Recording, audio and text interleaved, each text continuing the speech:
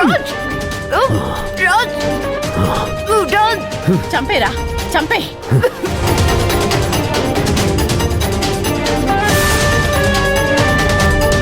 రాజ్ చావే.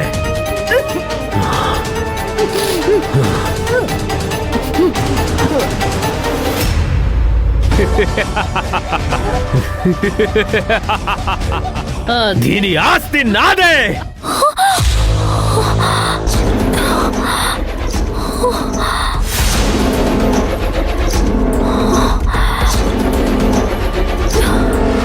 ఏంటిది?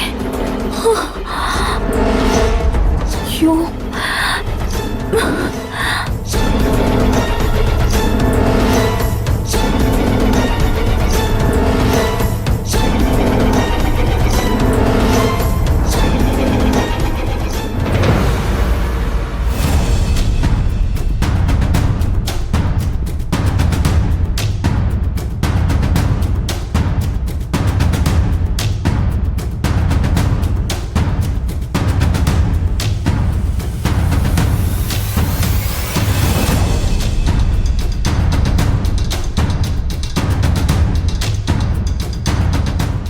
శివగామి, ఏమైంది?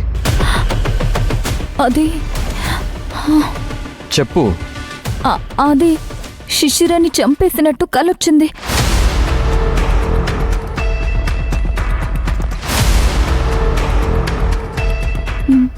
నాకెందుకో టెన్షన్గా ఉంది అర్జున్.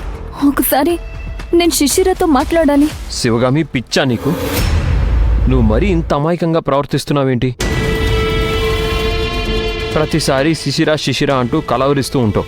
ఆవిడేమో అక్కడ సంతోషంగానే ఉంటారు. తను ఎలాంటిదంటే నువ్వెలా ఉన్నావో చూసి సంతోషిద్దామని ఇంటి వరకు వచ్చింది.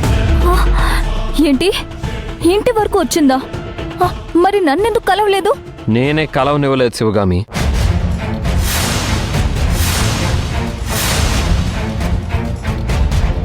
మనల్ని చూసి వెక్కిరించాలని, వెటకారం చేయాలని వచ్చిన మనిషిని నేను లోపలికి ఎలా రాణిస్తాను?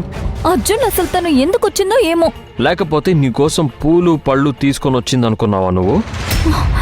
అది కాదు అర్జున్, నా మనసు ఎందుకో కీడుని శంకిస్తుంది.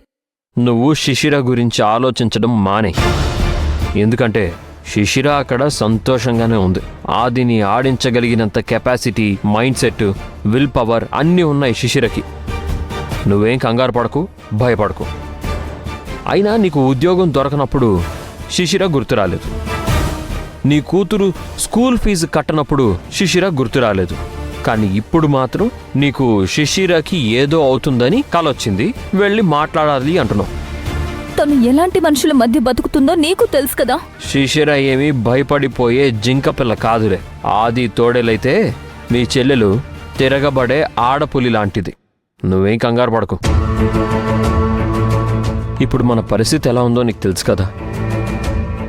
మనం ఎలా బతుకుతున్నాము దాని గురించి ఆలోచించు. ఒక్కసారి వెళ్ళి తనతో మాట్లాడొస్తాను. అందులో ఏముంది చెప్పు. శివగామి, నీకు, నీ కుటుంబానికి శిశిర దృష్టిలో విలువ లేదు. అలాంటి డబ్బు మనుషుల కోసం, స్వార్థపరుల కోసం నీ టైం వేస్ట్ చేసుకోకు. నీ మనసు పాడు చేసుకోకు. పద, పడుకుందు గాని.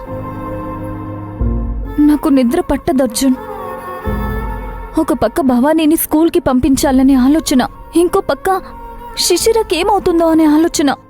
అసలు నేను ఎలా నిద్రపోవాలి?